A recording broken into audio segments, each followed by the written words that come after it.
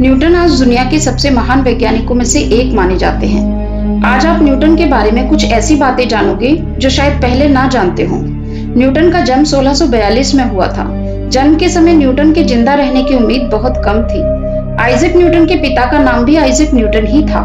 Newton के पिता का इनके जन्म से पहले ही देहांत हो गया था। न्यूटन की मां चाहती थी कि वो किसान बने। उन्होंने कृषि की परीक्षा भी दी, परंतु फेल हो गए। जून 1661 में न्यूटन ने ट्रिनिटी कॉलेज कैम्ब्रिज में अध्ययन के लिए प्रवेश लिया। जिस समय न्यूटन ने law of gravity, 3 laws of motion and calculus की खोज की, उस समय कैम्ब्रिज में प्लेग की बीमारी फैली हुई थी और लगभग 18 महीने न्यूटन को अपने घर पर ही रहना पड़ा, क्योंकि बीमारी के चलते सभी कॉलेजेस बंद थे। न्यूटन ने अधिकांश रिसर्च हिस्ट्री एंड रिलीजन पर ही किए हैं, ना कि साइंस एंड मैथ्स पर। अपनी मां की मृत्यु के बाद न्यूटन 6 साल के बौद्धिक एकांतवास में चले गए थे, जब उन्होंने केवल लिखकर ही बातचीत की।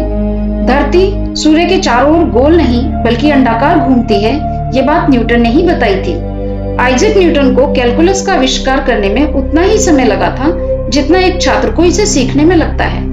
एप्पल कंपनी के पहले लोगों में न्यूटन की तस्वीर थी। एप्पल के एक प्रोडक्ट का नाम न्यूटन था। आइजैक न्यूटन के मैथमेटिका सिद्धांत में कैलकुलेशन की एक छोटी सी गलती थी, लेकिन 300 साल तक इस गलती को किसी ने ध्यान नहीं दिया। सन 1987 में शिकागो यूनिवर्सिटी के छात्र रॉबर्ट गैरिस्टो ने इस गलती को पकड़ा था। आइजैक न्यूटन की मृत्यु 31 मार्च 1727 को लंदन, इंग्लैंड में हुई। उस वक्त वे 85 वर्ष के थे। तो ये थे कुछ अननोन फैक्ट्स न्यूटन के बारे में।